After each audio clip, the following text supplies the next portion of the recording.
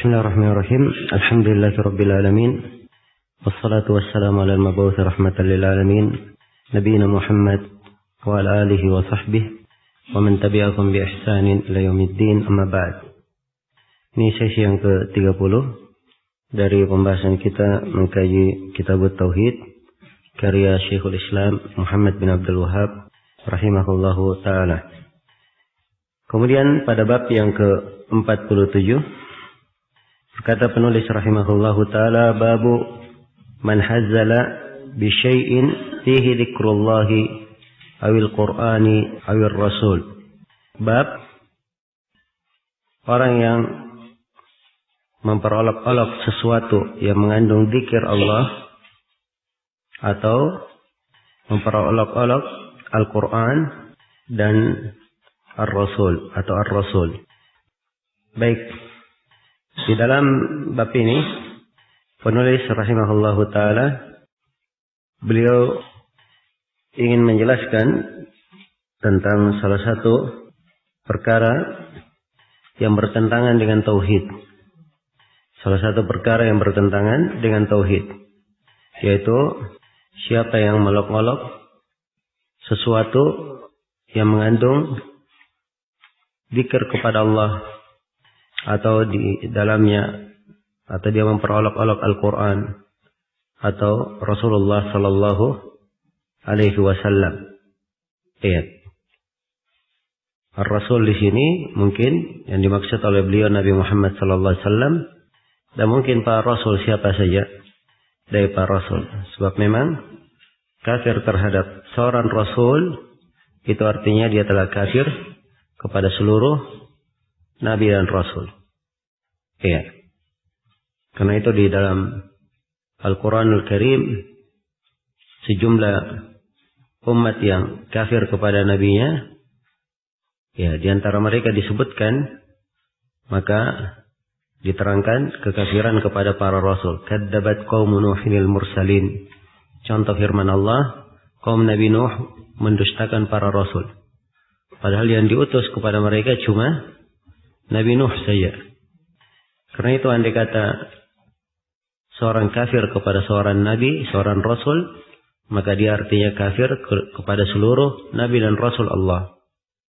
Demikian pula siapa yang kafir terhadap Nabi Isa alaihi salam atau Nabi Musa alaihi salam atau Nabi Ibrahim alaihi salam, itu artinya dia juga telah kafir terhadap Nabi Muhammad sallallahu alaihi wasallam. Ya. Dan ini dari makna keimanan kepada para rasul. Ya, jadi di dalam bab ini penulis rahimahullahu taala ingin menjelaskan tentang orang yang mengolok-olok, meremehkan, mencerca, mencela penyebutan Allah di dalamnya, atau penyebutan Al-Quran atau penyebutan Ar-Rasul. Iya. Siapa yang mengolok-olok seperti ini akan diterangkan nanti bahwa hukumnya dia dianggap kafir, keluar dari Islam. Tidak ada perbedaan antara orang yang bersungguh-sungguh, orang yang bermain-main, dan orang yang orang yang sengaja di dalam hal ini. Baik, tidak ada perbedaan di dalam seluruh perkara tersebut. Siapa yang mengolok-olok dari ayat-ayat Allah atau dari Al-Quranul Karim atau dari Rasulullah Sallallahu Alaihi Wasallam, maka dia dihukumi sebagai kafir, keluar dari Islam. Dan ini ketetapan disepakati oleh para ulama, tidak ada silang pendapat. Dinukil oleh Ibn Abdul Bar kesepakatan tentang hal tersebut. Syekhul Islam Ibn Taimiyah juga menjelaskan kesepakatan tentang hal itu. Dan ini yang diterangkan oleh penulis rahimahullahu ta'ala di dalam beberapa tempat dari bukunya.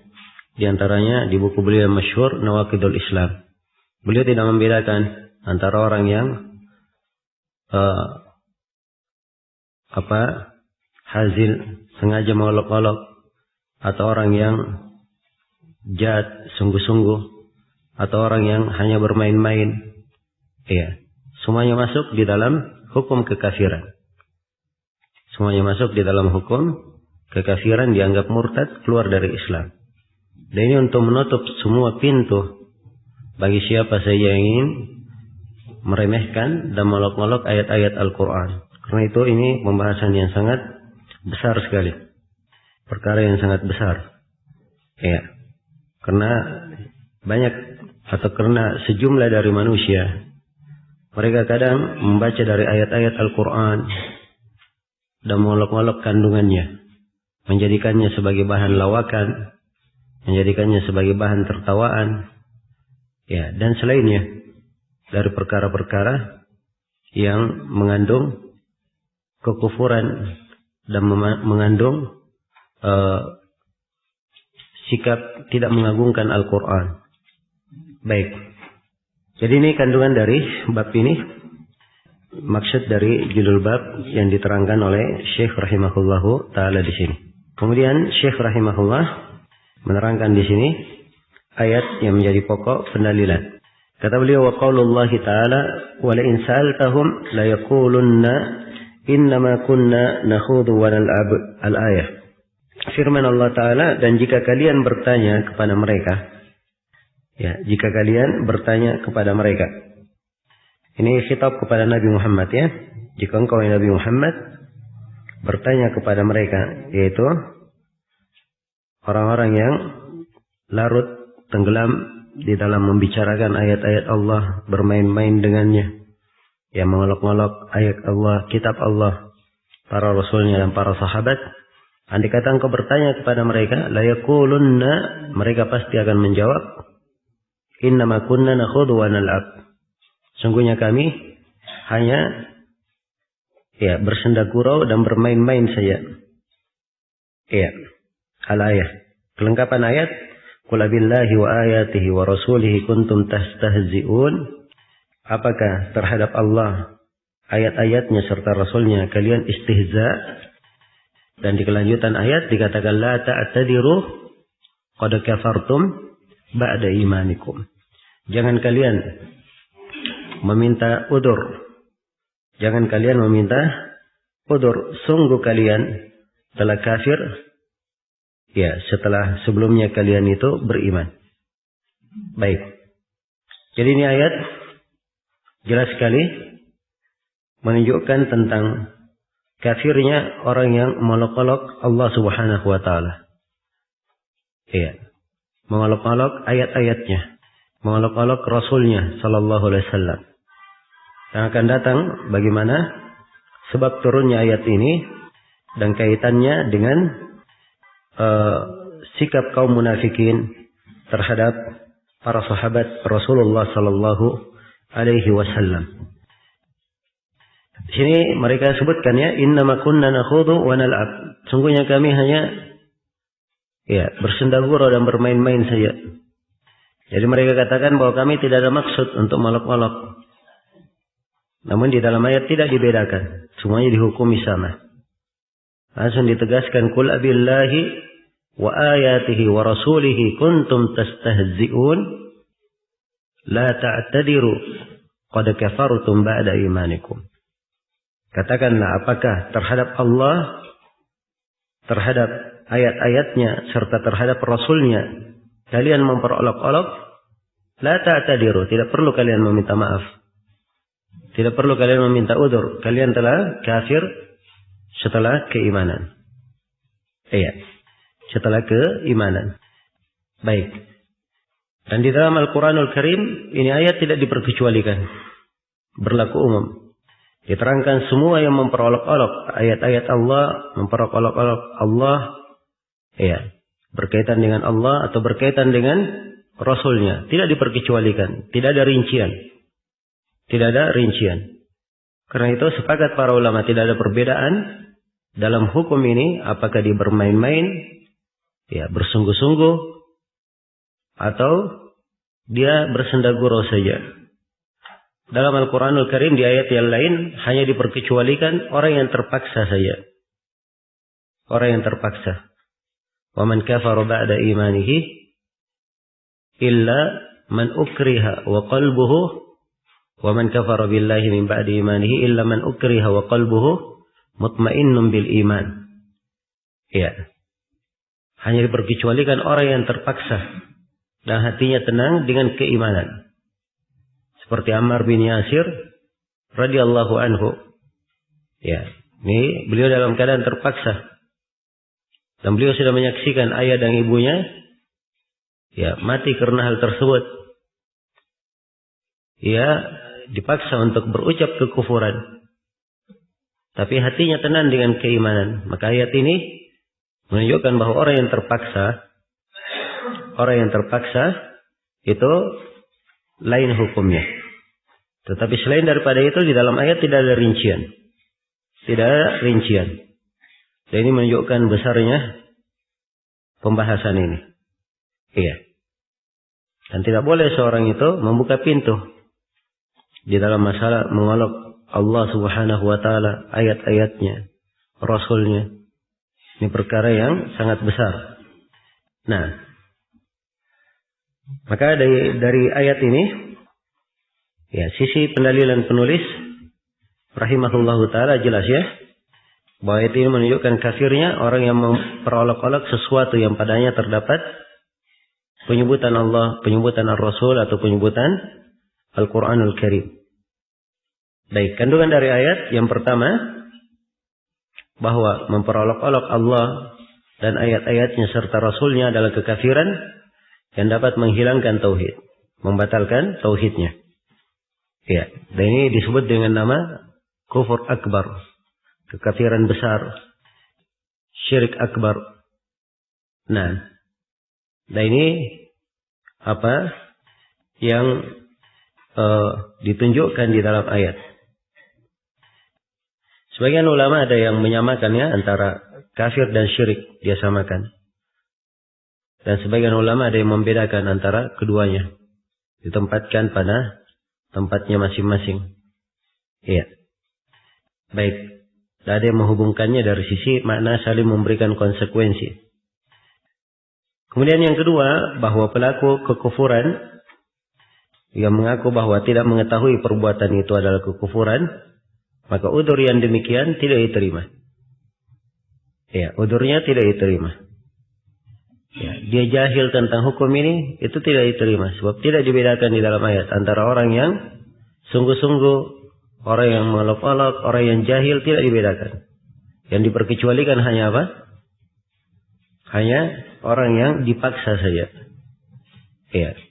Kenapa tidak diterima udzur kejahilan di sini? Sebab ini perkara yang dimaklumi tengah umat Islam. Perkara yang dimaklumi. Ya. Dan kalau dikatakan diberi udzur kepada orang jahil, ini akan mempermudah orang-orang yang berpenyakit untuk melanggar ayat-ayat Allah dan hadits-hadits Rasulullah sallallahu alaihi wasallam. Kemudian yang ketiga, terdapat kewajiban mengagungkan zikir Allah, mengagungkan kitab Allah dan Rasulnya sallallahu alaihi wasallam. Iya. Kemudian yang keempat, barang siapa yang melafadzkan perkataan kufur, maka dia telah kafir. Meskipun dia tidak meyakini ucapan itu di dalam hatinya. Iya. Meskipun dia tidak yakini ucapan tersebut di dalam hatinya. Dan di dalam ayat ini juga terdapat penjelasan pengetahuan Allah terhadap apa yang akan terjadi. Ya, karena dikatakan di sini, dikatakan kau bertanya kepada mereka yang Nabi Muhammad, pasti mereka akan menjawab begini. Sudah diterangkan apa yang akan mereka jawab. Dan terdapat di dalam ayat bahwa Rasulullah sallallahu alaihi wasallam berhukum dengan apa yang Allah turunkan. Tatkala beliau diperintah untuk berkata, "Abillahi wa ayatihi wa rasulihi kuntum tastahzi'un." Dan ini beliau ucapkan kepada kaum munafikin tersebut. Baik. Dan dari siga istifham di sini, apakah terhadap Allah, ayat-ayatnya dan para rasulnya? Ini istifham, pertanyaan menunjukkan pengingkaran. Ya. Pengingkaran dan teguran keras menunjukkan bahwa melok-olok Allah, ayat-ayatnya dan Rasulnya ini dari kekufuran yang sangat besar. Dari kekufuran yang sangat besar. Dan firman Allah, la ta'tadiru qad kafartum ba'da imanikum. Pada kelanjutan ayat, jangan kalian minta udzur kalian telah kafir setelah keimanan. Ini tegas tentang kafirnya orang yang mengolok-olok Allah, ayat-ayatnya atau Rasulnya. Iya. Baik. Dan di dalam ayat qad kafartum ba'da imanikum. Kalian telah kafir setelah keimanan kalian. Ini menunjukkan bahwa mereka ini dulunya adalah orang-orang yang beriman. Dan mereka menjadi kafir karena apa? Karena mengolok-olok ini. Iya. Jadi tidak dikatakan bahwa ayat ini murni pada kaum munafikin. Orang-orang munafikin yang di dalam hatinya menyembunyikan kekafiran. Sudah kafir sebelumnya kemudian mengolok-olok, tidak. Karena di dalam ayat tegas ya. Ba'da imanikum. Mereka sebelumnya apa? Sebelumnya beriman. Berarti ini ya, bukan dari kaum munafikin. Ini menunjukkan besarnya perkara ini. Jadi setelah mereka beriman, begitu mereka molok-molok, bermain-main, ya, maka hal tersebut menyebabkan batalnya keimanan mereka. Kafirnya mereka keluar dari Islam. Baik. Selesai sudah kandungan dari ayat ini, kemudian penulis rahimahullah membawakan ucapan dari para ulama menafsirkan ayat ini. Kata beliau an Ibnu Umar wa Muhammad bin Ka'ab wa Zaid bin Aslam wa Qatadah dakhala hadithu ba'dihim fi ba'd. Ya. Ini beberapa hadits ya, ada yang marfu, ada yang tidak marfu. Iya. Sebab sahabat cuma Ibnu Umar saja. Yang lainnya bukan sahabat. Annahu qala rajulun fi ghazwati Tabuk. Bahwa pada perang Tabuk ada seorang yang berkata, "Ma ra'ayna mithla qurra'ina haula arghaba butunan wala akdaba alsunan wala ajbana inda al-liqa." Yani Rasulullah sallallahu alaihi wasallam wa ashabahu al-qurra. Nah, dia berkata, kami belum pernah melihat orang-orang yang semisal para pembaca Al-Quran kita ini. Yang makannya lebih banyak, lisannya lebih dusta, dan lebih pengecut ketika bertemu dengan musuh. Perhatikan ya, bagaimana dia memaksudkan Rasulullah dan para sahabatnya, ahli membaca Al-Quran. Dan ini keadaan kaum munafikin, orang-orang yang berpenyakit di dalam hatinya pada setiap masa. Iya, kalau dia tidak mencela Al-Quran, maka dia mencela hadits Rasulullah sallallahu alaihi wasallam. Iya, dan perhatikan penyebutan celaan terhadap para sahabat yang merupakan ulama umat. Karena itu sangat banyak sekali diperingatkan oleh Syekh Shalih Fauzan tentang bahaya mencela para ulama, orang-orang yang berilmu. Karena dikhawatirkan kemunafikan terhadap orang yang seperti ini. Dan tidak ada yang berbicara terhadap para ulamanya kecuali ada bentuk kemunafikan. Dan ini adalah hal yang dimaklumi. Iya. Baik. Jadi ketika mendengar ucapan tersebut, seorang sahabat yang bernama Auf ibn Malik berkata, Faqala lahu Auf ibn Malik, kadabta, walakinnaka munafiq. La ukhbiranna Rasulullah sallallahu alaihi wasallam. Auf bin Malik, engkau telah berdusta. Kata engkau adalah munafik. Ya, terdapat boleh menghukum ya bahwa orang ini munafik. Si fulan munafik. Ya, tapi bukan munafiknya orang Indonesia ya. Kalau Indonesia menggunakan kata munafik itu penggunaan yang terlalu meluas. Orang yang malu-malu saja dibilang apa? Dibilang munafik sama orang Indonesia. Ya, dan ini penggunaan yang tidak benar ya, sebab kata munafik ini istilah syar'i. Istilah syar'i. Ya. Dan penggunaan munafik untuk orang yang malu-malu ini jauh dari maknanya. Munafik itu artinya orang yang menyembunyikan kekafiran di dalam hatinya. Tapi menampilkan apa? Keislaman pada zahirnya, itu munafik. Dan ini tidak boleh diucapkan pada apa? Seorang muslim yang baik. Ya malu-malu itu sifat baik. Malu-malu dikatakan apa? Munafik. Na'udzubillah. Jelas ya? Kita hindari kalimat-kalimat yang seperti ini. Ya jangan dikatakan itu bahasa Indonesia. Ya, itu hal yang menyimpang ya, karena ini istilah syar'i. Istilah syar'i. Baik. Kemudian jadi boleh memberikan hukum kepada orang yang sudah jelas kemunafikannya dari ucapannya, dari perbuatannya, dikatakan kamu munafik. Iya. Kamu munafik. Dan ini juga dilakukan oleh sejumlah sahabat, bukan cuma di hadits ini saja, di hadits yang lain. Waktu Ka'ab bin Malik radhiyallahu taala anhu tidak hadir di perang Tabuk, maka sebagian sahabat ada yang menyebutkan kemungkinan ya, kemunafikan. Ada yang menyebutkan kemungkinan kemunafikan. Namun para sahabat yang lain menegur hal tersebut. Ya, tapi Nabi sallallahu alaihi wasallam tidak menyalahkan siapapun. Ini menunjukkan bahwa memberikan hukum tentang kemunafikan berdasarkan qarina, indikasi, itu boleh saja. Ya. Itu bukan artinya menghukumi hatinya. Tapi yang dihukumi adalah apa? Zahir dari perbuatannya. Karena Allah Subhanahu wa taala telah menyebutkan di dalam Al-Qur'anul Karim tanda-tanda kaum munafikin. Disebutkan tanda-tanda dan sifat-sifat kaum munafikin. Iya. Karena itu bagi ahlul ilm boleh saja mereka katakan ini munafikun. Ya. Dan kaum munafikin di masa ini banyak sekali.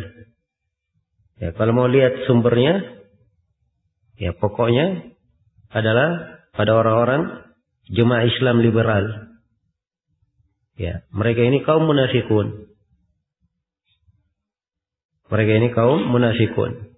Jelas-jelas mengolok-olok ayat-ayat Allah, menolak ayat-ayat Allah, mengarahkannya kepada makna yang batil. Ini tidak ada keraguan akan kemunafikan mereka, dan nifaknya bukan nifak kecil, nifak akbar, kemunafikan besar yang mengeluarkan pelakunya dari keislaman.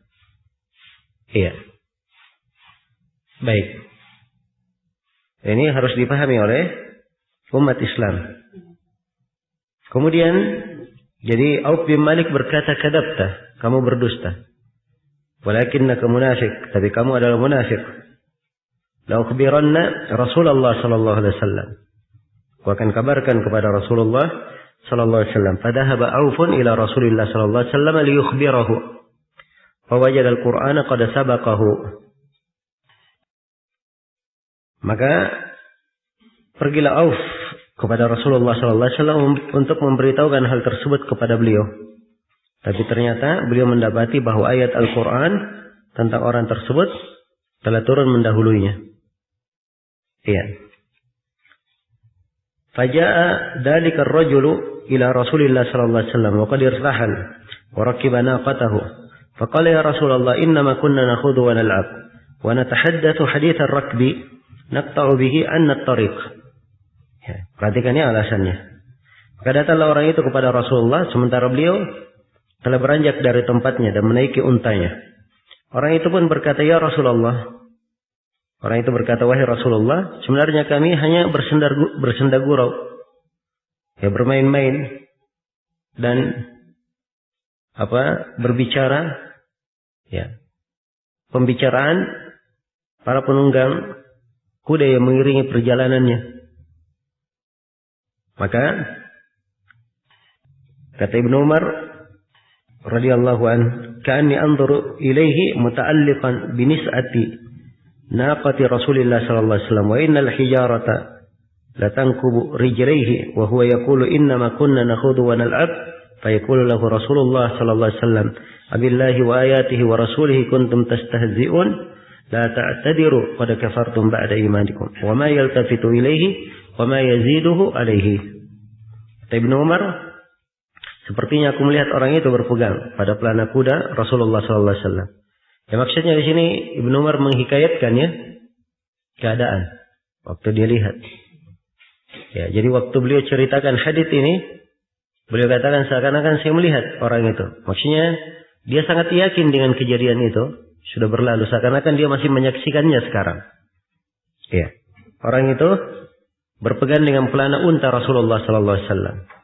Sedangkan kedua kaki orang itu tersandung dengan batu. Sambil dia berkata, sebenarnya kami hanya bersenda gurau dan bermain-main. Maka Rasulullah sallallahu alaihi wasallam menjawab kepadanya dengan petikan ayat itu. Apakah terhadap Allah, ayat-ayatnya dan Rasulnya kalian memperolok-olok? Tidak usah kalian meminta maaf. Karena kalian telah kafir sesudah keimanan kalian. Nah, beliau berkata tanpa menengok.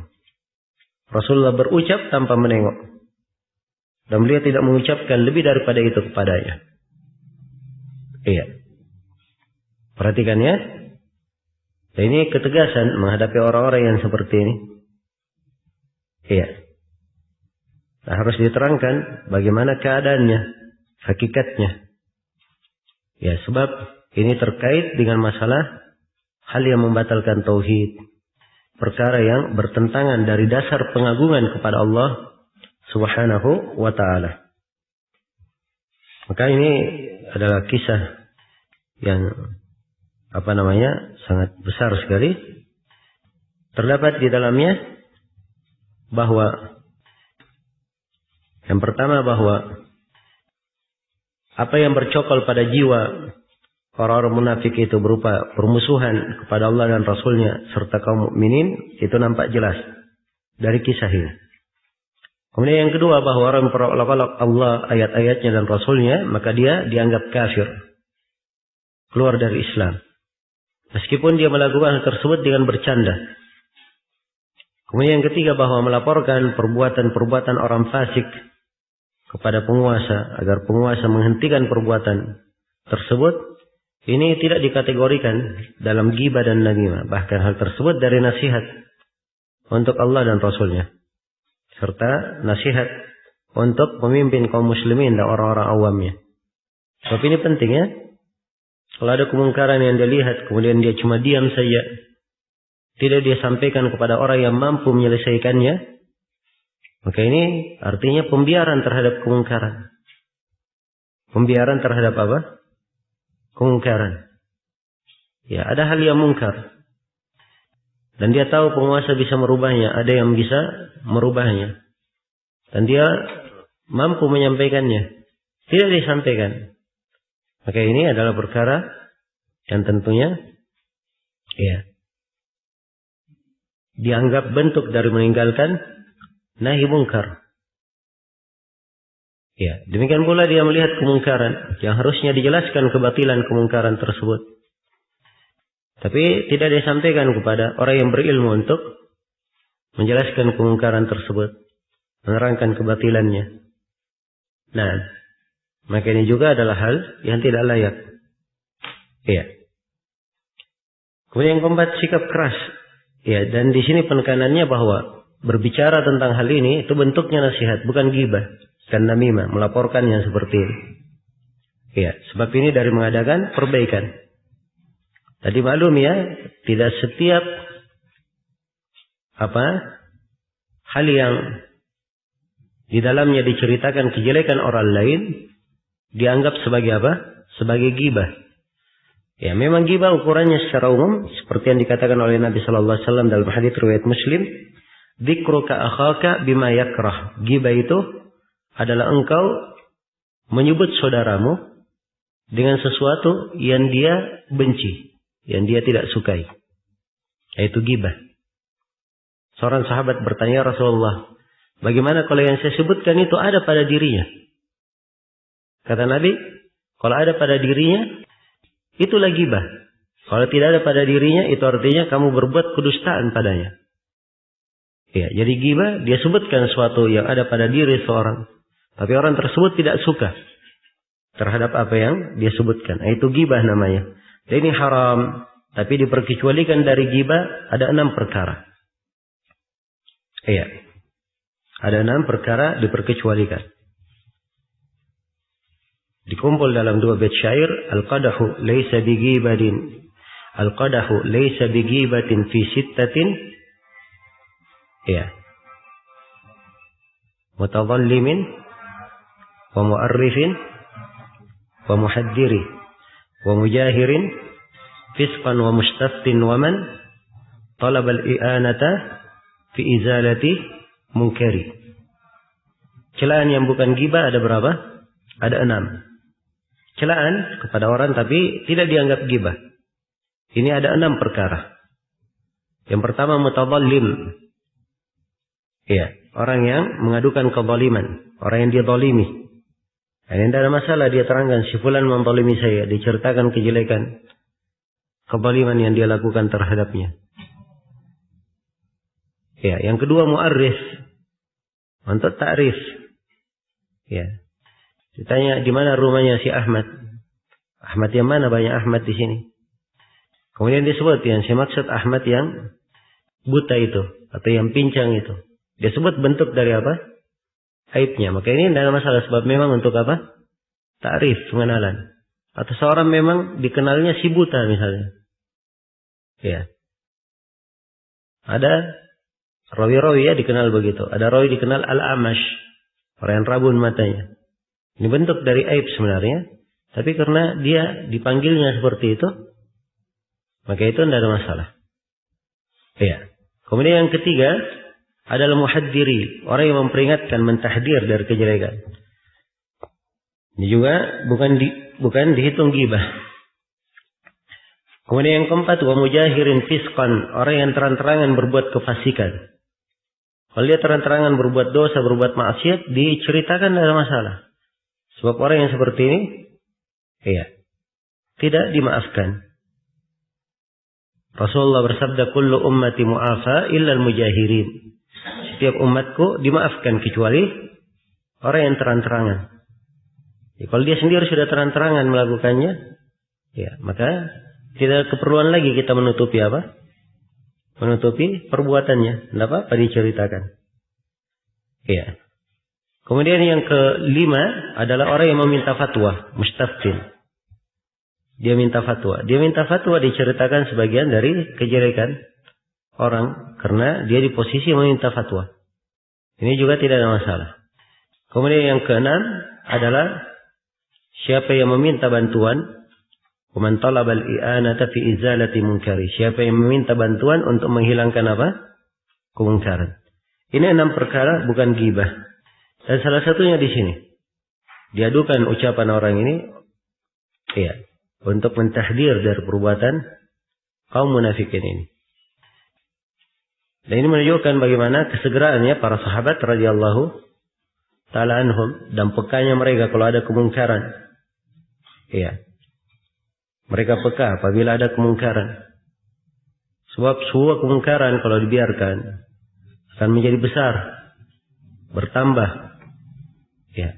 Akhirnya terjadilah perkara-perkara yang sangat besar. Ya, karena itu apabila ada kemungkaran dan seorang sanggup merubahnya, dia rubah secara langsung, maka segera dia rubah.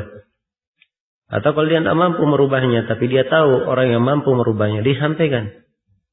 Agar supaya kemungkaran itu dicegah. Iya. Agar supaya kemungkaran tersebut dicegah. Kemudian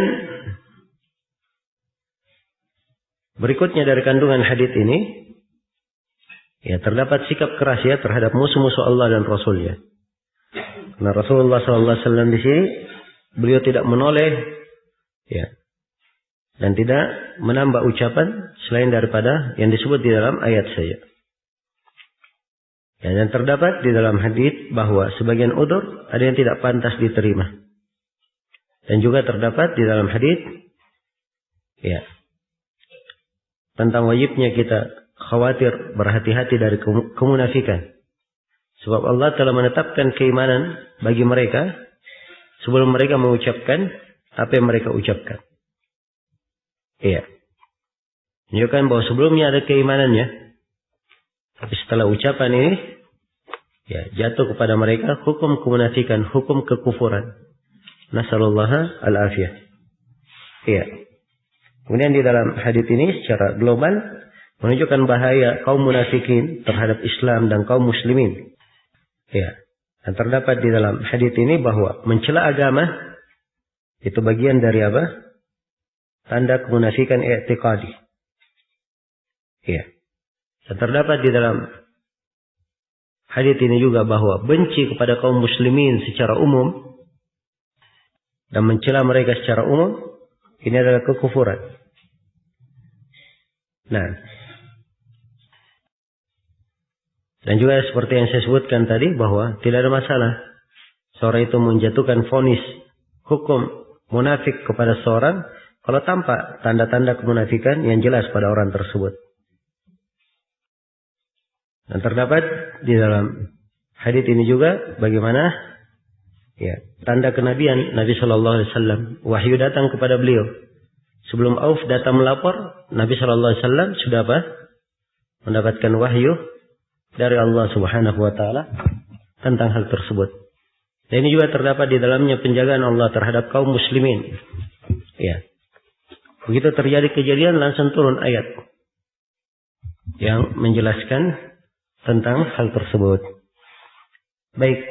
Jadi inti di dalam pembahasan ini ya tentang bahaya orang yang molok-olok mempermainkan ya Allah Subhanahu wa taala, ayat-ayatnya dan rasulnya. Dan ini adalah perkara yang sangat besar sekali. Kata penulis fihi masail, di dalamnya ada masail. Al-ula wa hiya al-'azima anna man hazzala bihadza fa huwa kafir.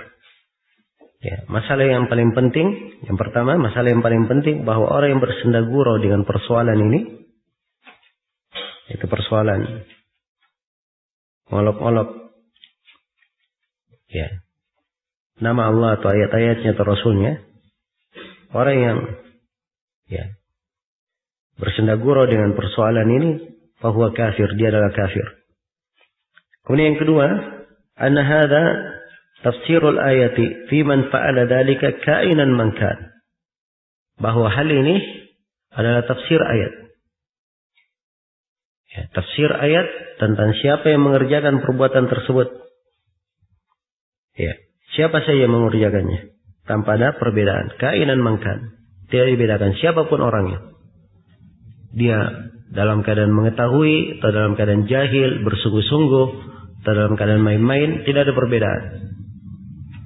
Ya, semuanya dihukumi sama. Bahwa itu adalah apa? Itu membatalkan keislaman waliyadzubillah. Kemudian yang ketiga, al-farqu bainan namimati wan nasihati lillahi wa li rasulih. Adanya perbedaan yang sangat jelas antara namimah, menghasut, mengadu domba, dan nasihat bagi Allah dan Rasulnya. Yang dilakukan oleh Auf bin Malik bukan namimah, tapi ini nasihat. Ya, karena terdapat di dalam penyampaian Auf nantinya ya kebaikan. Dan tentunya mengetahui adanya kaum munafikin di barisan. Ini penting ya. Lagi keluar dalam peperangan, kaum munafikin itu suka menggembosi. Baik. Maka ini bentuk dari nasihat. Kemudian yang keempat, al-farqu bainal afwi alladhi yuhibbuhu Allah wa bainal ghilbati ala a'da'illah.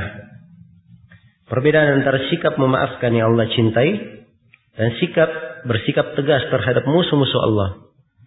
Ini termasuk kandungan indah ya. Ya betul, kita diperintah memaafkan, berlemah lembut. Itu pada tempatnya.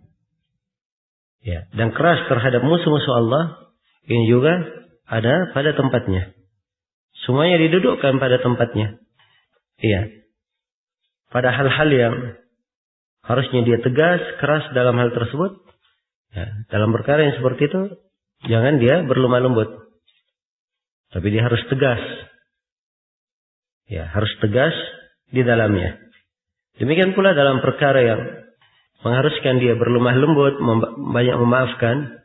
Ya, dia hindari sifat tegas Sebab ini bukan dari hikmah. Baik. Kemudian yang kelima, anna minal i'tidar ma la yanbaghi an yuqbal. Bahwa di antara permintaan maaf itu ada yang sepatutnya tidak diterima. Iya. Karena tidak semua orang minta maaf, kemudian apa? Diterima maafnya. Iya. Walaupun asalnya orang minta maaf, ya, dimaafkan ya. Karena ketika dia minta maaf itu menunjukkan alamat baik, tanda baik. Tapi kalau dia meminta maaf pada sesuatu ya, yang akan mengakibatkan bahaya, makanya tidak dimaafkan. Ya, seperti dalam mengolok-olok ayat-ayat Allah ini. Kalau dimaafkan yang seperti ini, akan dibuka nanti pintu. Oh datang, oh dia minta maaf. Oh ternyata minta maaf. Dia mencela setelah itu apa? Minta maaf. Mencela setelah itu minta maaf. Ya. Ini akan membuka banyak kerusakan.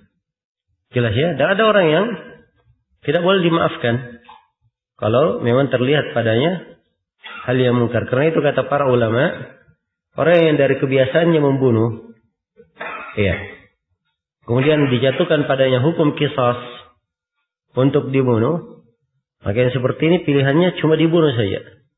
Tidak diambil apa? Diyah darinya atau dimaafkan. Tidak boleh diberi maaf.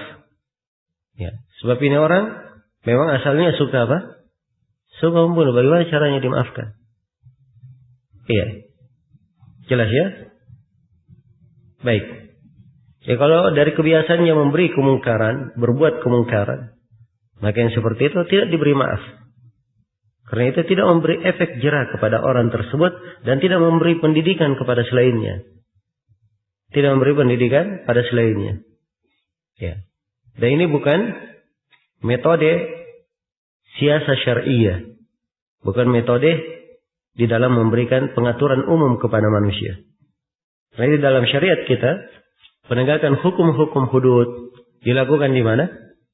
Di depan umum, disaksikan. Ya. Hukum qisas, ya. Hukum mati, potong tangan, itu dilakukan di depan umum, di lapangan dilakukannya. Supaya disaksikan. Supaya apa?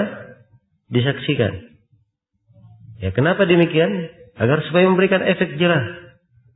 Kepada yang berbuat seperti ini, dari dosa, ini hukumannya. Ini akan menciptakan keamanan. Jelas ya?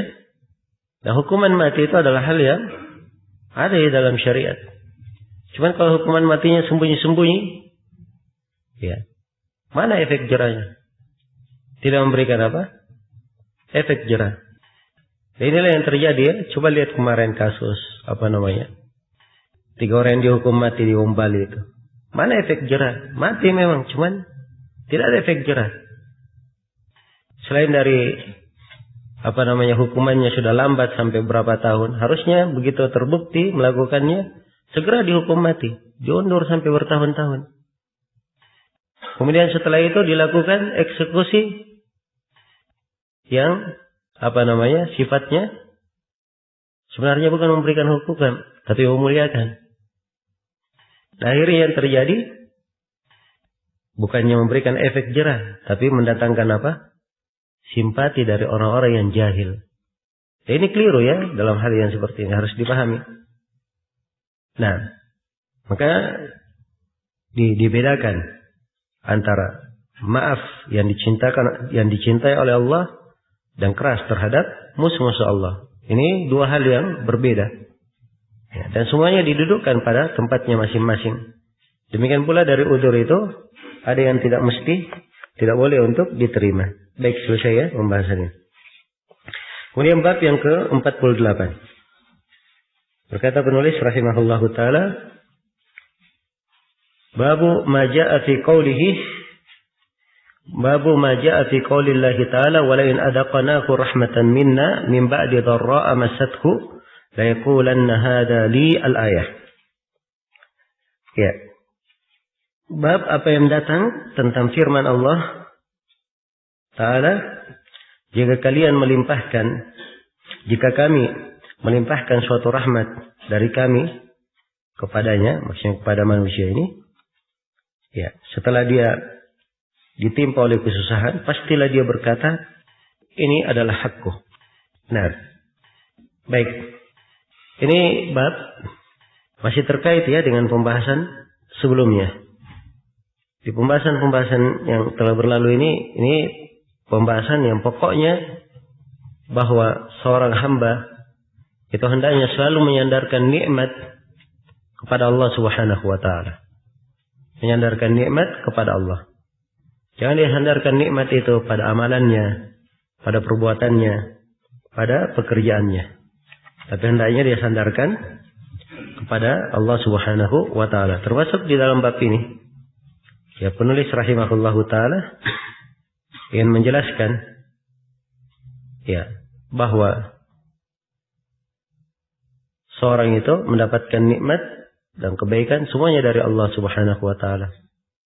Ya, maka siapa yang berkeyakinan bahwa keberkahan atau kenikmatan yang dia peroleh setelah dia tertimpa musibah, ya, datangnya dari selain Allah Subhanahu wa taala atau tidak disandarkan kepada Allah, maka ini adalah perkara yang menghilangkan tauhidnya atau perkara yang bertentangan dengan tauhidnya. Baik, saya detailkan bahasanya, perkara yang bertentangan dengan tauhidnya. Karena bertentangannya kadang menghilangkan dasar tauhid dan kadang apa? Menghilangkan kesempurnaannya. Dan ini rinciannya sudah berlalu. Ya. Kalau dia nisbatkan kepada selain Allah, ya, bahwa selain Allah ini yang mendatangkan nikmat, maka ini hukumnya apa? Syirik akbar, syirik dalam rububiyah.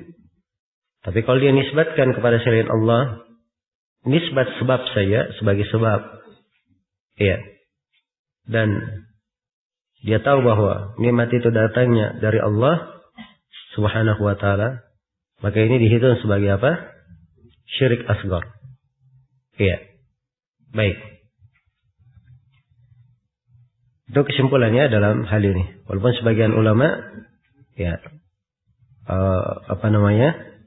membatasinya bahwa dia tahu bahwa dari selain Allah, cuman ketika dia menisbatkannya kepada selain Allah, dia lupa akan hal tersebut. Maka ini dihitung sebagai apa? Syirik asgar. Baik. Jadi mempertajam ya arti tauhid bagi seorang hamba. Tiap kali dia dapat nikmat atau ada hal yang dia dapatkan, selalu dia sandarkan kepada Allah Subhanahu wa taala. Di dalam bab ini penulis menyebutkan dua ayat ya. Satu di judul bab, "Walain adaqnahu rahmatan minna min ba'di dharra'a massathu." Ya, kalau kami membuat manusia ini merasakan rahmat setelah sebelumnya mendapatkan kesusahan, dia berkata ini adalah hakku. Ya, apa artinya ini? Disebutkan dua ucapan dari ahli tafsir. Qala Mujahid, "Hadza bi amali wa ana mahkukun bih." Berkata Mujahid, ini karena urusanku dan akulah yang berhak dengannya. Wa qala Ibnu Abbas, "Yuridu min indi." Ibnu Abbas berkata maksudnya ini adalah dari diriku sendiri. Ya. Baik. Ya, kalau dia diberi tentang hal tersebut, nah, kemudian dia berkata bahwa ini dia dapatkan dari dirinya sendiri. Nah, inilah yang dimaksud di dalam ayat. Dan penulis ini berkata al-ayat ya, sebab kelanjutan ayat. Ya.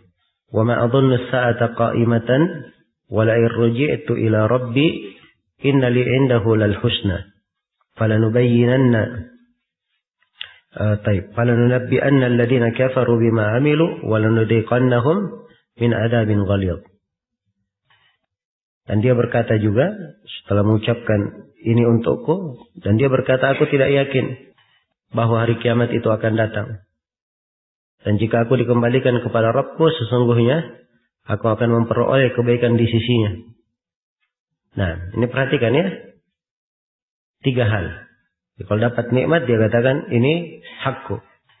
Ya, kemudian dia ingkar terhadap hari kebangkitan. Ya.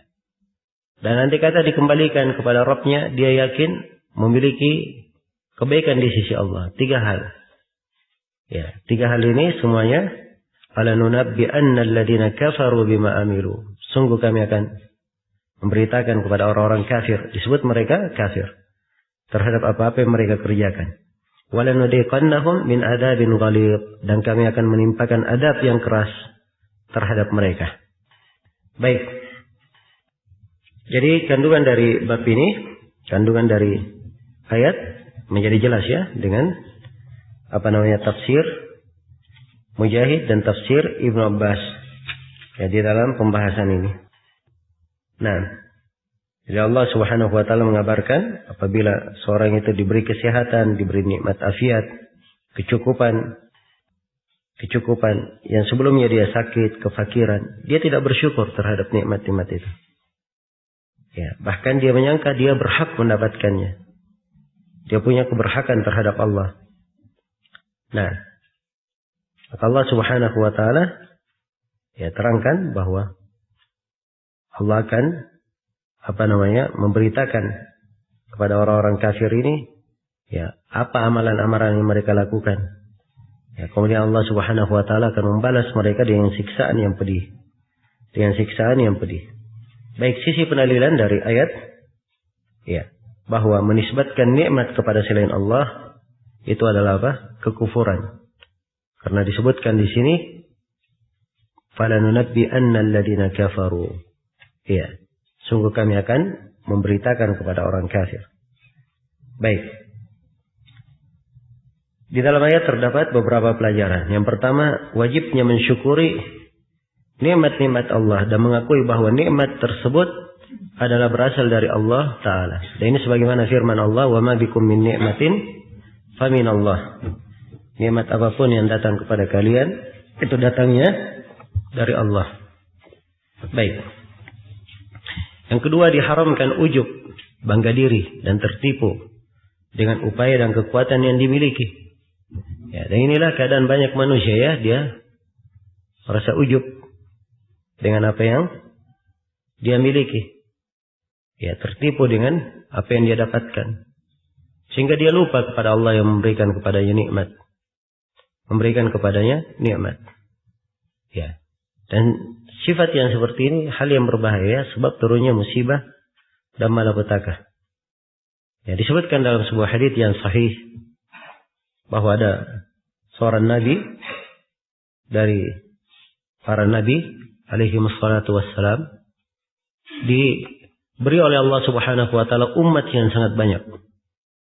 Kaum yang sangat banyak. Maka Nabi ini berkata, siapa yang mampu mengalahkan mereka? Perhatikan, dia membanggakan siapa? Beliau membanggakan umatnya. Maka turunlah wahyu dari Allah. Ya, kamu pilih untuk umatmu salah satu dari 3. Iya. Mereka akan dikalahkan oleh musuh, atau tertimpa paceklik yang berkepanjangan, atau kematian. Pilih salah satu dari 3 musibah. 3 hukuman.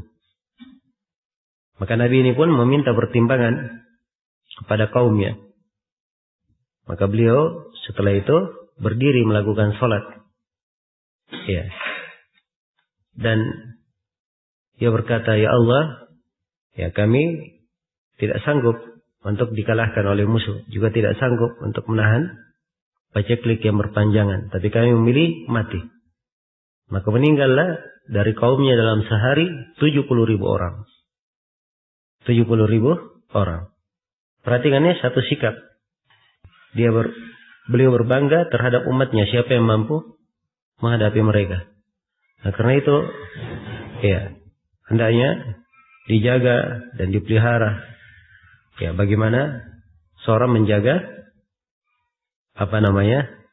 ibarat-ibarat, ya, dan selalu menyandarkan nikmat itu hanya kepada Allah Subhanahu wa taala. Baik, kemudian ayat yang kedua, ya, ayat yang kedua adalah firman Allah Subhanahu wa taala, wa qauluhu qala innama utituhu ala ilmin indi. Firman-Nya, Qarun berkata, sungguhnya aku diberi harta kekayaan ini tiada lain karena ilmu yang ada padaku. Ya, jadi Qarun ini diberi banyak harta ya. Diberi banyak harta. Ya, sampai kunci-kunci hartanya saja tidak bisa dipikul oleh 7 orang yang kuat. Ini baru kunci hartanya. Ya. Baru kuncinya. Belum lagi apa? Isinya.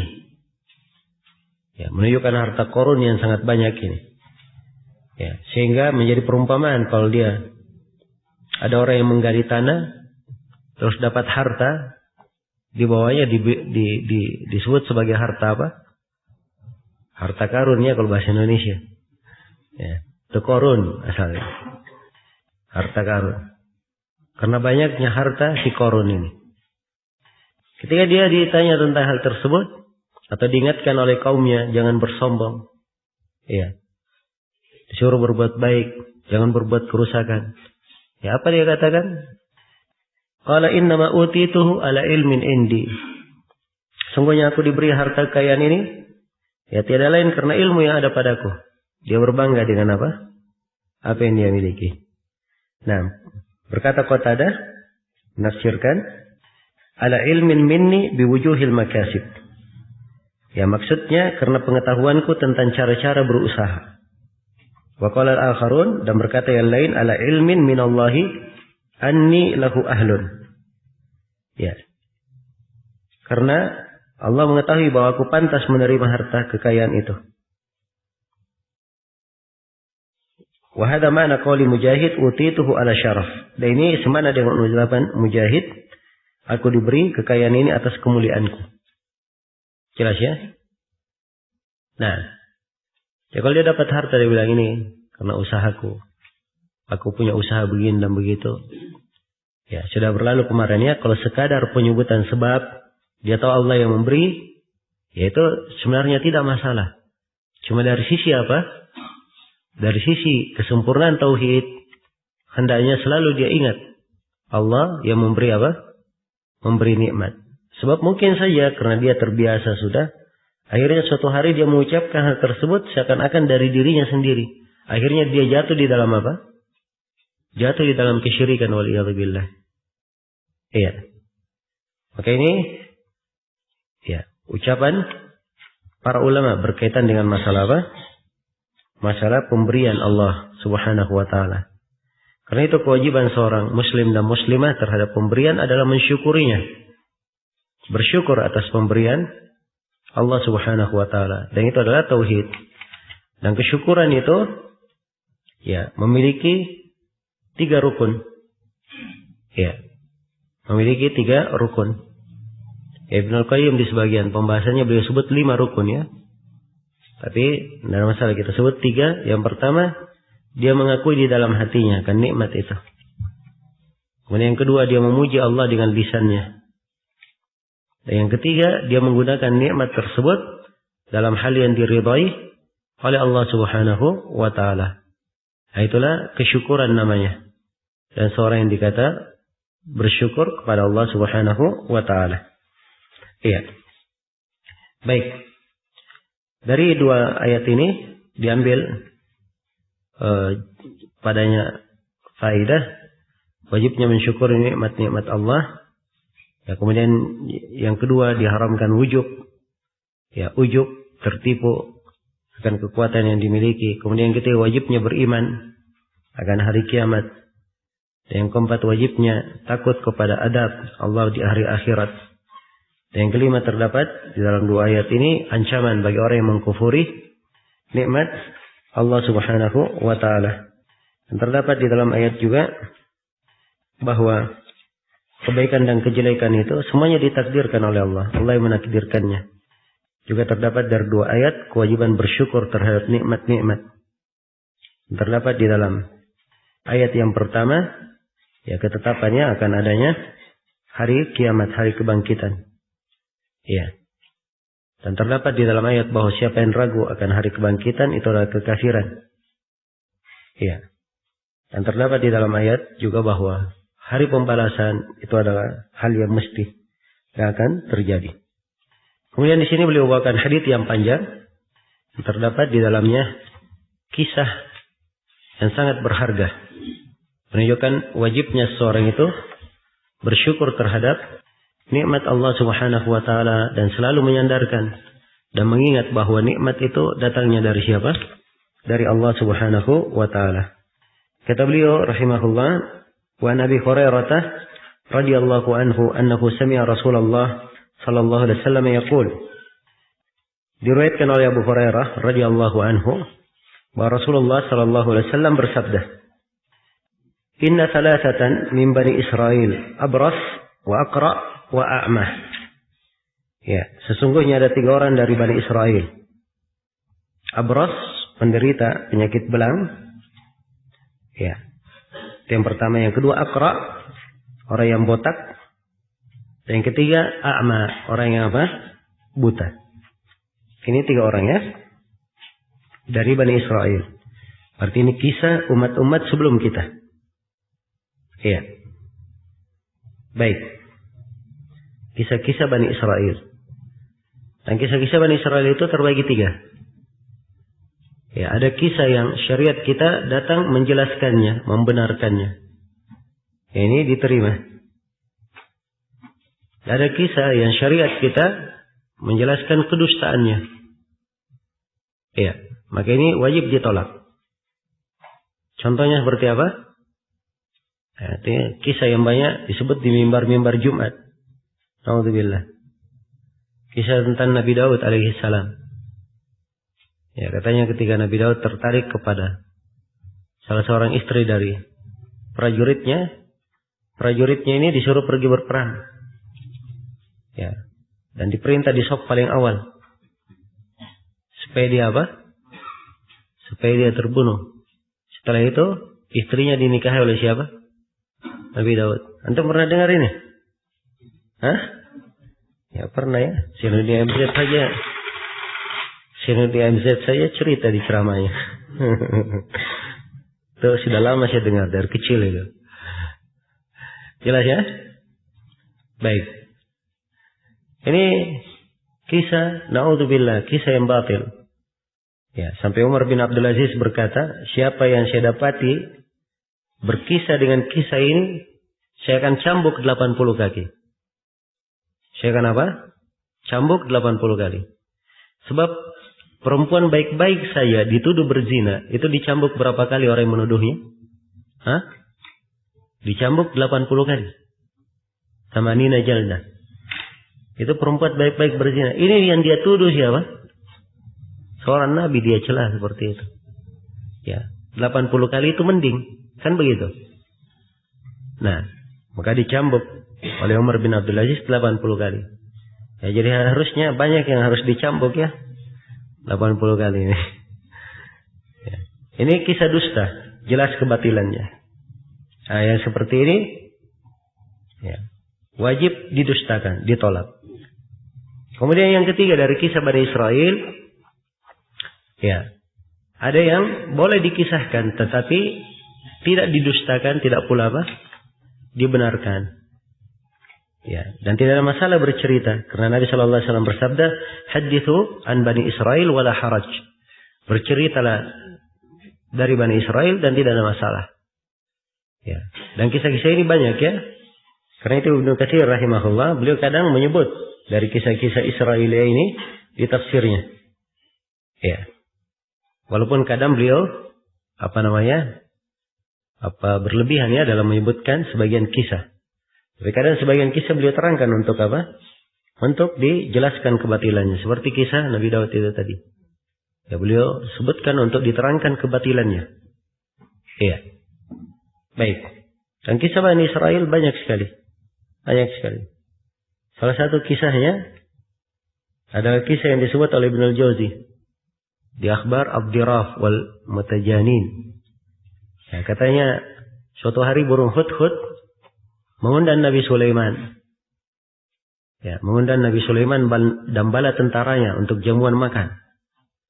Wah, hebat sekali ya. Maka Nabi Sulaiman berkata, "Saya dan bala tentaraku kamu undang." Kata hudhud, "Iya. Engkau dan seluruh bala tentaramu." Bayangkan bala tentara Nabi Sulaiman dari kalangan jin, dari kalangan manusia. Ya. Diberi kemampuan yang sangat besar oleh Allah Subhanahu wa taala sampai ucapan binatang pun dipahami bahasanya oleh siapa? Nabi Sulaiman. Semua bala tentaranya diundang. Maka katanya bersepakatlah mereka untuk ketemu di sebuah pulau. Hadirlah Nabi Sulaiman dan bala tentaranya. Hudhud belum kelihatan. Setelah menunggu datanglah Hudhud dari kejauhan. Ya. Dia hanya membawa belang saja di kakinya. Setelah itu belangnya dilempar ke laut. Ya, kata Hudhud, silahkan kalian makan. Siapa yang dapat dagingnya? Alhamdulillah. Kalau tidak ada, kuahnya banyak.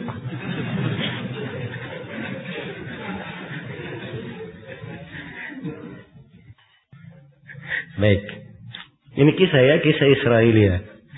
Ya, seperti ini nggak ada masalah. Dicerita, tidak didustakan, tidak pula apa? Tidak pula dibenarkan. Baik. Dan ini kisah diceritakan di sini oleh Rasulullah SAW menunjukkan bahwa ini adalah hal yang kita mengambil pelajaran di dalamnya. Ya, datang syariat kita membenarkannya. Jelas ya? Baik. Kita baca kisahnya. Faradallahu ayyabtaliyahum. Maka Allah hendak menguji mereka. Nah, ini perhatikannya bahwa ujian itu ya selalu datang ya dan menimpa. Dan kadang seorang tidak sadar dia sedang diuji. Tidak sadar seorang diuji. Ya, dan 3 orang ini tidak diragukan ya pada ketiganya ada cacat, ada kekurangan. Ya, ada kekurangan. Karena itu jangan disangka bahwa seorang itu kalau ada kekurangan dia dapat hal yang lebih baik baginya. Belum tentu yang lebih baik baginya itu yang dia sangka itu adalah kebaikan. Mungkin saja itu adalah ujian yang apa? Membinasakannya. Sebagaimana 2 orang dari 3 ini akan diterangkan nanti. Jelas ya? Karena itu bersyukur terhadap karunia Allah. Seorang memilih dan ridha terhadap pilihan Allah terhadap dirinya. Itu adalah hal yang paling baik. Perkara yang paling baik. Faba'atha ilaihim malaka. Maka Allah Subhanahu wa taala mengutus malaikat kepada mereka. Nah, fa'atal abras. Yang pertama malaikatnya mendatangi orang yang berpenyakit belang. Faqala seraya berkata, "Ayyu syai'in ahabbu ilaika?" Ya, dia bertanya, harta apa yang paling engkau inginkan?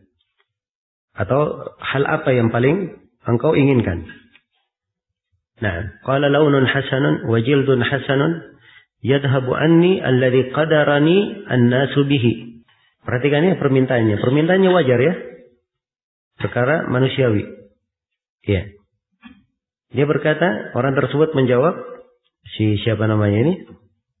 Si penderita penyakit belang ini, Abras. Ya. Aku menghendaki rupa yang elok, kulit yang bagus, agar sesuatu yang menjadikan orang-orang merasa jijik terhadapku hilang dariku. Ini kan dia inginkan supaya orang tidak jijik terhadapnya. Baik. Maka dikatakan famasahahu fadhahaba anhu qadaruh. Fa'utiya launan hasanan wa jildan hasanan.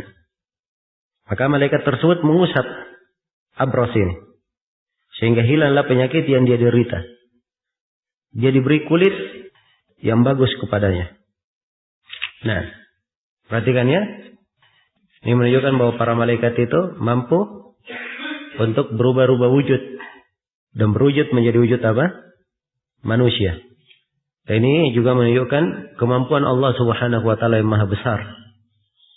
Iya. Bagaimana tadinya dia sakit, ya begitu hanya sekedar diusap oleh malaikat dengan izin Allah langsung apa? Langsung berubah menjadi kulit yang baik, hilang sudah. Ya. Hilang sudah penyakit yang dia derita. Maka malaikat bertanya lagi kepada orang tersebut, "Ayyul mali ahabbu ilaika?" Harta apa? Kekayaan apa yang paling engkau senangi? Ya, qala al-ibil awil baqar, syakka Ishaq. Dia berkata, unta atau sapi? Ada keraguan pada siapa? Ishaq. Ya sebenarnya kalau dilihat kelanjutan kisah, bisa dipastikan bahwa yang diberikan kepada orang ini siapa? Adalah unta yang diberikan. Tapi ini kedetailan dalam menjaga riwayat. Karena memang orang yang meriwayatkan dari Ishaq ini, karena Ishaqnya ragu, maka dia juga sebutkan bahwa Ishaq ragu. Jelas ya? Ishaq ragu. Ini kedetailan para ulama dalam meriwayatkan hadis. Ya. Walaupun ada pembolehan riwayat dengan makna, tapi banyak dari ulama kita yang tidak memandang boleh riwayat dengan makna. Sampai sebagian ulama ada yang gurunya jelas-jelas salah bacaannya dalam bahasa Arab. Harusnya dikatakan an abi fulan, gurunya baca an abu fulan. Ya, karena gurunya bilang an abu fulan, dia juga sampaikan an abu fulan. Karena itu riwayat yang dia terima. Jelas ya? Baik. Fa'utiya naqatan usyara. Ya, dan ini juga menunjukkan bahwa Allah Subhanahu wa taala ini Allah Subhanahu wa taala menjaga agama ini dengan apa? Dengan keberadaan ahli hadis. Ya. Menjaga sunnah Rasulullah sallallahu alaihi wasallam, menghafalkan hadis-hadis Rasulullah sallallahu alaihi wasallam. Maka orang ini pun diberi unta bunting. Ya. Unta yang sudah hamil, hampir sudah melahirkan. Faqala barakallahu laka fiha. Lalu malaikat mendoakan, semoga Allah memberkahi engkau padanya. Didoakan keberkahan agar supaya hartanya apa? Berkembang. Nah, ini menunjukkan bahwa salah satu dari bentuk keberkahan ya adalah berkembangnya apa? Harta itu, semakin banyaknya harta tersebut. Tapi tidak mesti kalau dikatakan didoakan keberkahan, berkah dari seluruhnya. Sebab kalau berkah seluruhnya, tentunya orang ini apa? Ya, tidak akan kufur sebagaimana yang akan disebut di mana? Di akhir hadis. Ya. Kalau berkah seluruhnya, tapi berkah pada dari sisi unta ini dia beranak, setelah itu apa? Beranak lagi. Cepat sekali beranaknya. Ya mungkin kalau unta orang satu kali beranak cuma satu, ini mungkin dua. Ya. Dan mungkin kalau unta orang setiap tahun beranaknya, ini mungkin setiap setengah tahun misalnya. Nah, itu berberkah. Dan kalau tumbuh lagi anaknya cepat sekali beranak. Begitu namanya. Yang disebut keberkahan ya. Baik. Qala fa'atal aqra. Kemudian malaikat mendatangi al-aqra, orang yang botak. Faqala ayyu syai'in ahabbu ilayka? Qala sya'run hasanun yadhhabu anni alladhi qadarani an-nasu bihi. Famasahahu fadhahaba anhu wa utiya sya'ran hasanan. Faqala ayyul mali ahabbu ilayka? Qala al-baqaru aw al-ibil. Fa'utiya bakaratan hamilan. Faqala barakallahu laka. Itu bakaratan hamilan. Tidak dikatakan bakaratan hamilatan. Ya, sebab yang hamil itu cuma apa? Ya, walaupun tidak dikatakan bakaratan hamilatan, sebab ya, walaupun dikatakan hamilan itu sudah dimaklumi bahwa yang hamil adalah apa? Betina, bukan jantan, kan begitu. Ya, tidak ada hewan jantan yang hamil. Ada atau tidak? Nah ini saya serius, ada atau tidak? Tidak ada? Ya ada ya. Satu hewan saja yang punya dua kelamin. Bukan satu hewan, ada beberapa hewan dia punya dua kelamin. Ababa itu 1 tahun dia jantan, 1 tahun dia betina. 1 tahun dia jantan, 1 tahun apa? Betina. Dan ini dari hewan yang ajaib. Ababa namanya. Yang disebut di dalam hadis boleh dimakan. Baik. Tapi kalau dia asalnya jantan, itu tidak mungkin dia hamil ya. Kalau dia jantan. Baik. Karena itu dikatakan bakaratan hamilan. Qala barakallahu laka fiha. Jadi malaikat ini mendatangi orang yang botak. Lalu bertanya, hal apa yang paling engkau inginkan? Maka dia menjawab, rambut yang indah. Dan agar sesuatu yang menjadikan orang-orang merasa jijik terhadapku itu hilang dariku. Karena itu malaikat mengusapnya sehingga hilanglah penyakitnya. Lalu ia diberi rambut yang indah. Malaikat bertanya lagi kepadanya, kekayaan apa yang paling kamu senangi? Ya, dia menjawab sapi. Ragu ya dalam riwayatnya sapi atau unta. Nah, maka diberilah ia seekor sapi bunting. Sembari didoakan, semoga Allah melimpahkan keberkahan untukmu pada sapi ini. Iya. Ini siapa yang kedua ya? Siapa itu tadi? Al-Aqra, si botak. Fa'atal a'ma, kemudian malaikat mendatangi al-a'ma, orang yang buta. Faqala ayyu syai'in ahabbu ilaika? Qala ayyarudda Allahu ilayya basari fa ubsira bihin nas. Famasahahu faradda Allahu ilayhi basarah. Qala fa ayyul mali ahabbu ilaika? Qala al-ghanam. Fa utiya syatan walidan. Fa anta jahadani wa walada hadha. فكان لهذا واد من الإبل ولهذا واد من البقر ولهذا واد من الغنم. Ya. Kemudian malaikat mendatangi orang yang buta seraya bertanya, hal apa yang paling engkau inginkan? Orang tersebut menjawab, ya kalau Allah mengembalikan penglihatanku sehingga aku bisa melihat manusia. Iya. Sehingga aku bisa melihat manusia. Nah, ya perhatikannya dari jawaban antara tiga orang ini. Dari jawabannya saja, ketika ditanya apa yang kamu inginkan, dari jawabannya saja sudah berbeda. Ya kan? Kalau dua orang yang tadi sebelumnya, dia hanya minta saja. Saya minta begini, begini, begini. Tapi si buta ini, perhatikan dia minta apa? Ya, semoga Allah mengembalikan apa? Pelihatanku. Jadi dia minta nikmat, tapi dia sandarkan Allah yang apa? Mengembalikannya. Ya. Fa ubsira bihinna, sehingga saya bisa melihat manusia. Nah, famasahahu. Baik, kemudian disebutkan dalam kelanjutan bahwa ya, malaikat ini pun mengusapnya. Sehingga seketika itu pun Allah mengembalikan pelihatannya. Malaikat bertanya lagi, kekayaan apa yang paling kamu senangi? Orang tersebut menjawab kambing. Ya, maka diberilah. Maka dia diberi seekor kambing yang bunting kepadanya. Nah, ini tiga jenis hewan ya. Disebut unta, sapi dan apa? Kambing. Sebab ini memang hewan ternak yang banyak di kalangan orang Arab. Dan ini yang paling bagusnya dan paling apa? Paling mulianya di antara hewan-hewan ternak. Nah, maka dia diberi seekor kambing yang bunting. Lalu berkembang biaklah unta, sapi dan kambing tersebut. Sehingga orang yang pertama memiliki selembah unta. Wah, ini selembah ya. Bayangkan kalau satu lembah dari satu unta bunting ini berubah menjadi apa? Satu lembah. Ya, ini luar biasa ya. Perkembangan biaknya, perkembangan biakannya. Nah, demikian pula orang yang kedua memiliki selembah sapi. Orang yang ketiga memiliki selembah kambing. Ini pembahasan ya untuk apa? Kambingnya banyak sekali sudah. Ya. Kalau satu lembah antara dua gunung penuh kambing, ini luar biasa ya banyaknya. Penuh kambing, penuh sapi, penuh apa? Unta. Iya. Baik. Kemudian dikatakan, summa innahu atal abrasah fi suratihi wa hayatihi. Ya.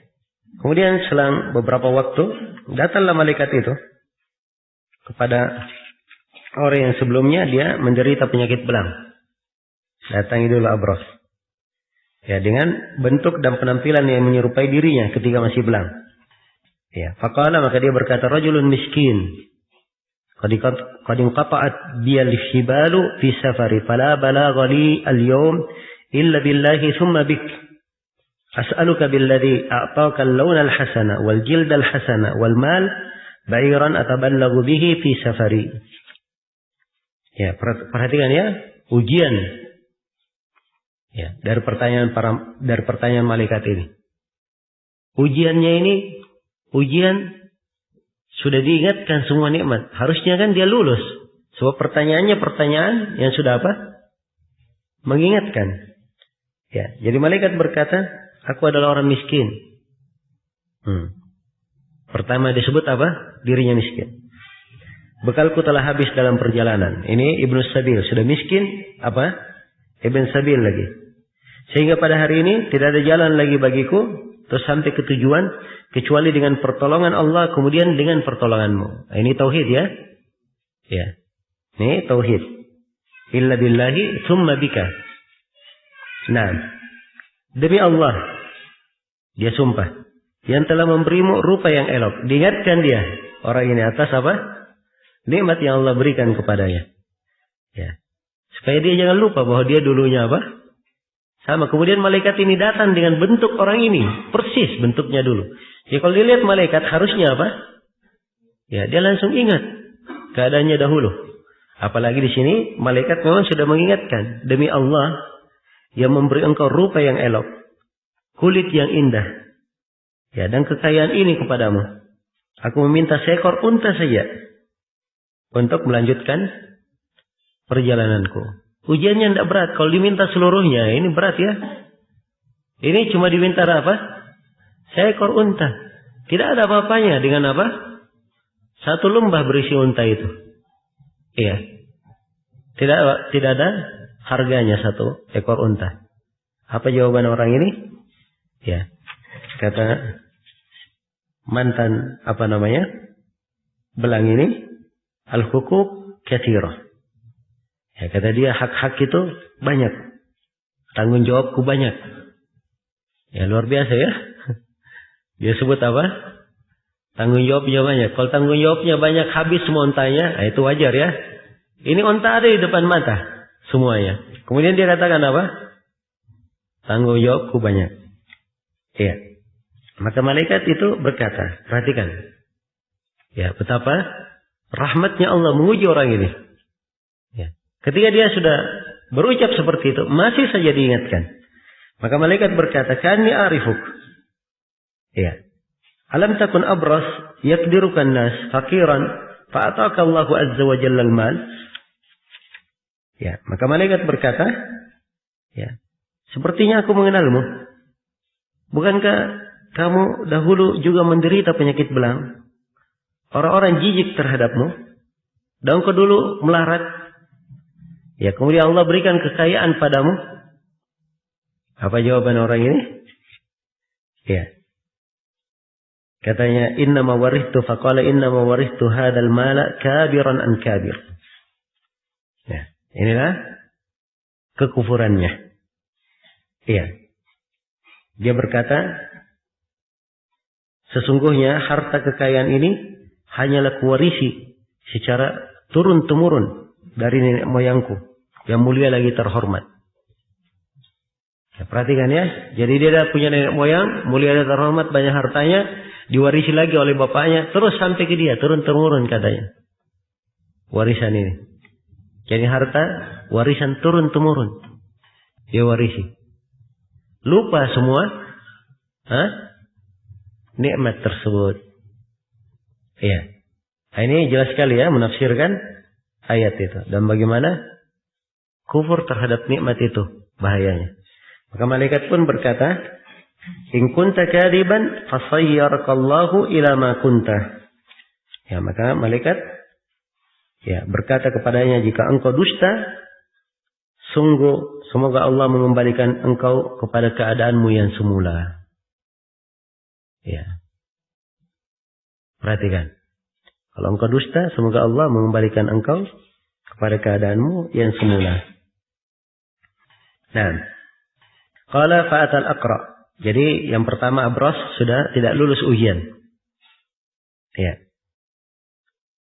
Tidak lulus ujian ya. Dan dia kembali pada keadaan yang semula.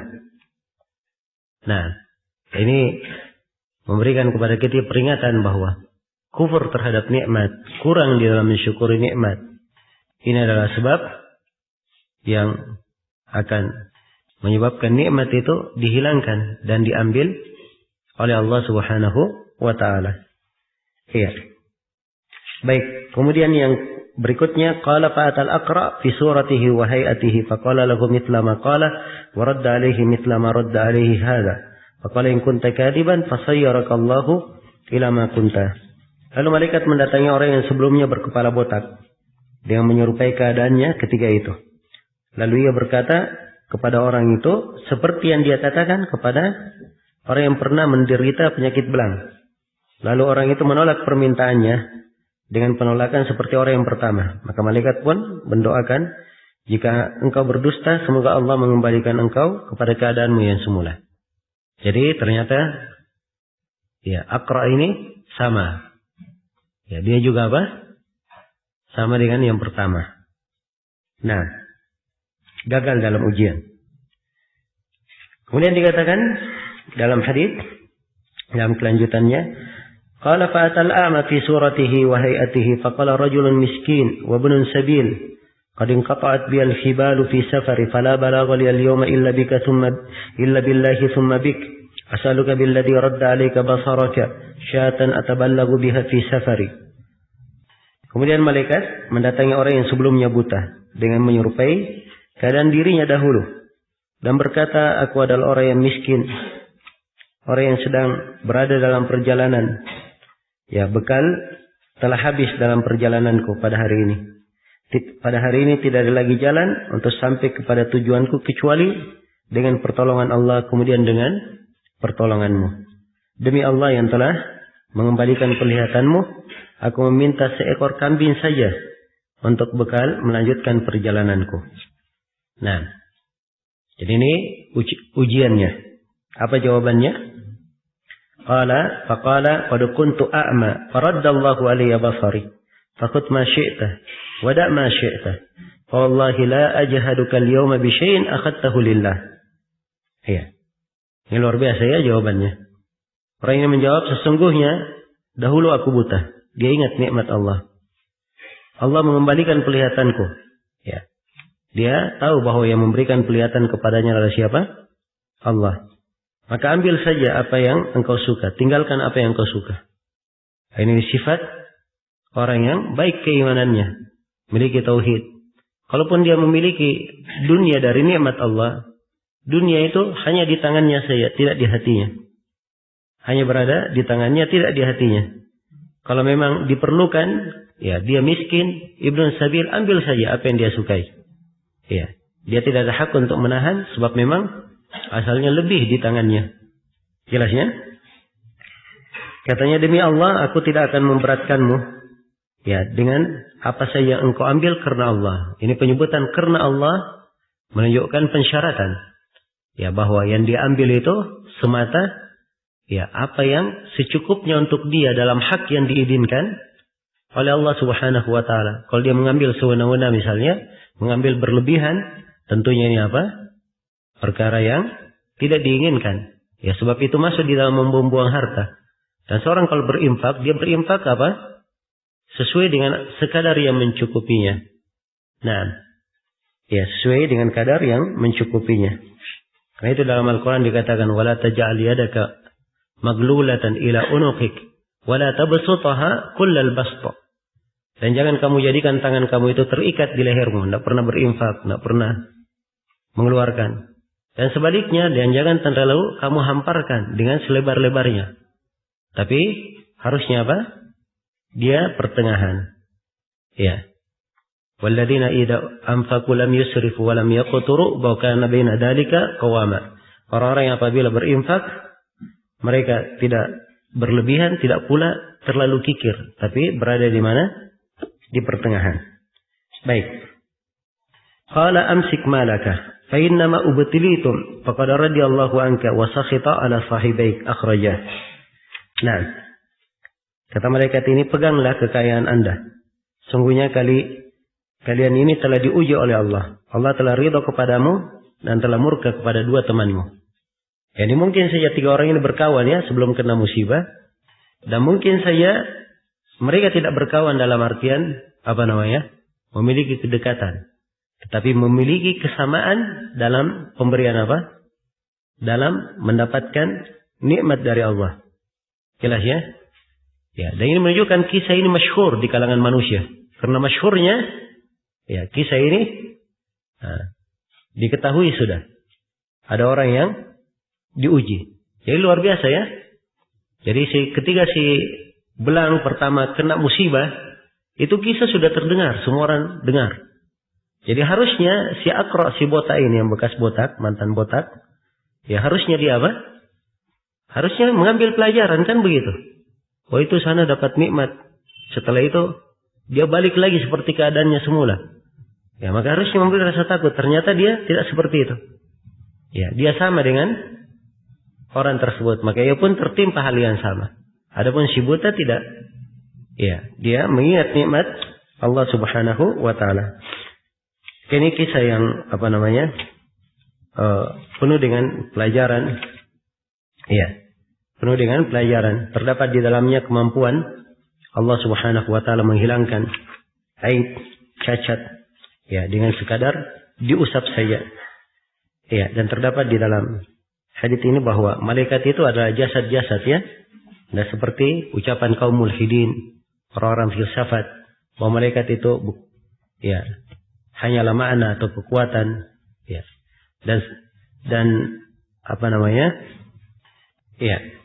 Di dalam hadits ini juga menunjukkan bahwa ridha terhadap ketentuan Allah Subhanahu wa taala itu bukanlah kewajiban. Ya.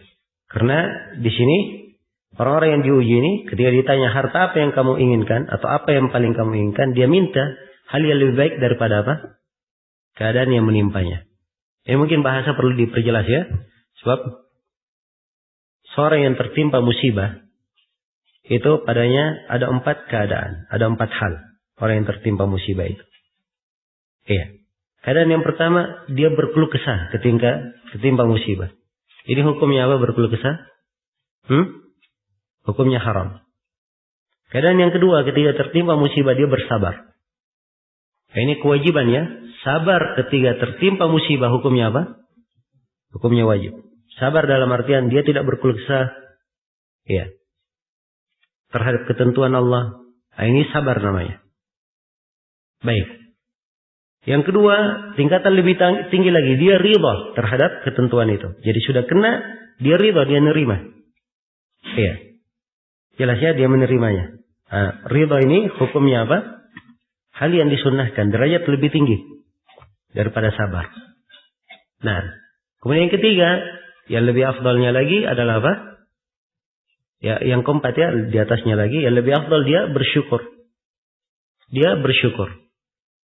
Ya, justru dia pandang bahwa nikmat itu yang dia dapatkan malah membawa musibah yang menimpahnya, malah sebenarnya ada banyak nikmat Allah di dalamnya, sehingga dia apa? Dia bersyukur kepada Allah Subhanahu wa taala. Ya. Baik. Jadi ini makna pendalilannya, sebab 3 orang ini andai kata dia ridha, maka dia tidak akan minta-minta lagi. Kan begitu? Oh, saya sudah ridha, saya buta. Saya ridha, saya botak. Saya ridho, saya apa? Belang. Itu kalau ridho. Ketika ditanya apa yang kamu cintai, maka dia sebut yang dia inginkan. Tapi kalau bersabar, itu lain lagi pembahasannya. Jadi buat buta tapi dia tidak berkeluh kesah, itu sabar namanya. Tapi kalau ditanya apa kamu ingin melihat, dia minta untuk melihat, itu berarti dia hanya di posisi sabar, tidak masuk ke dalam posisi apa? Posisi ridho. Sebab ini bukan hal yang wajib. Ya, apalagi kalau ada hal yang lebih baik baginya, dia pandang bahwa selain daripada itu lebih bagus baginya, maka itu tidak ada masalah insyaallah taala.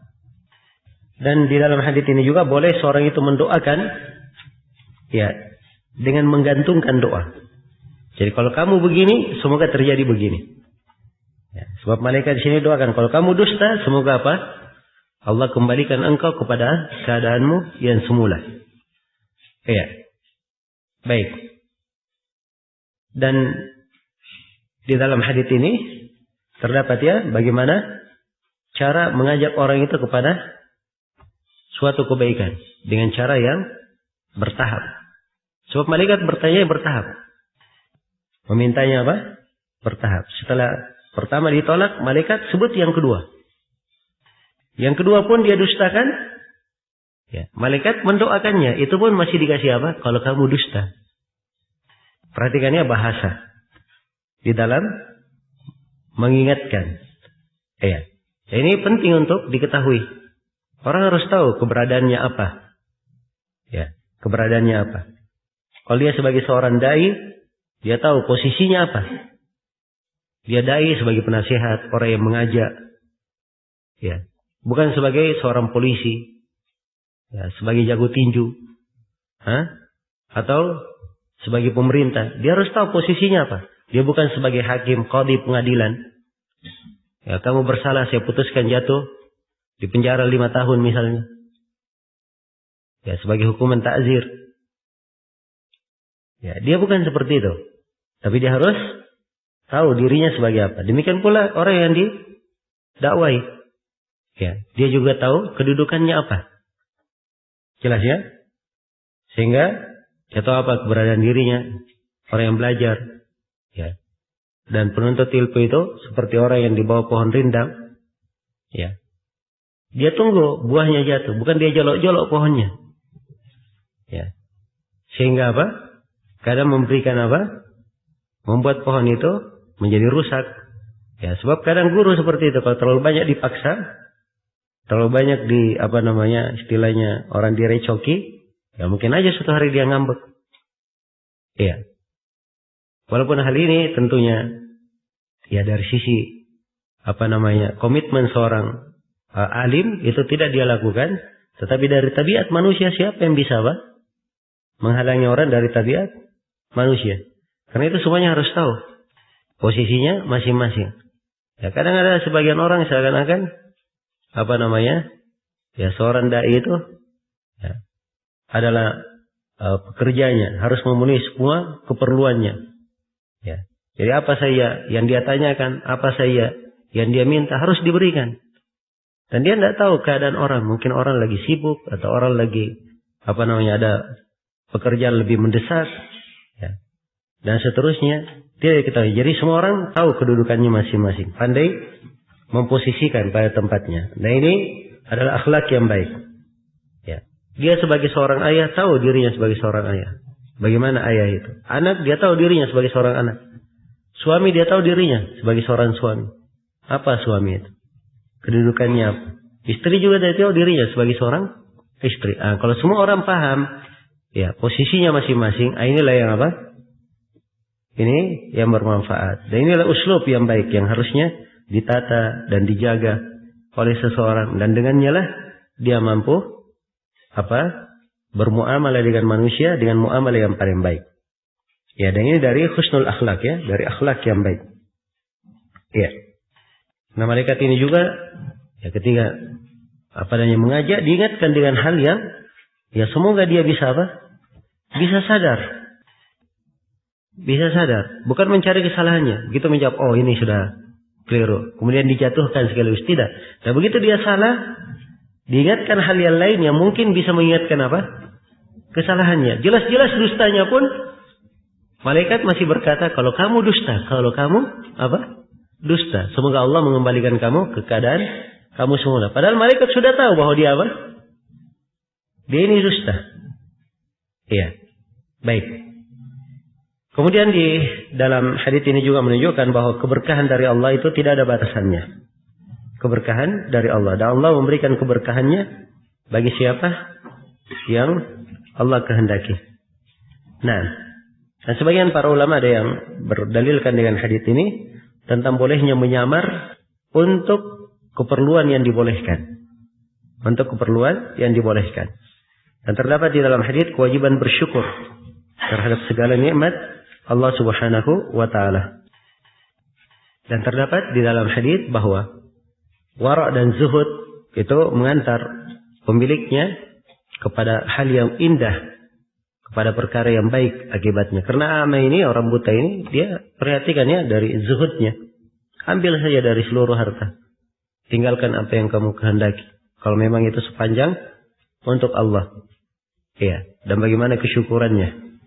Nah, dan terdapat di dalam hadits ini juga bahwa pewarisan itu sudah berada dari umat-umat dahulu. Saling mewarisi. Iya. Saling mewarisi.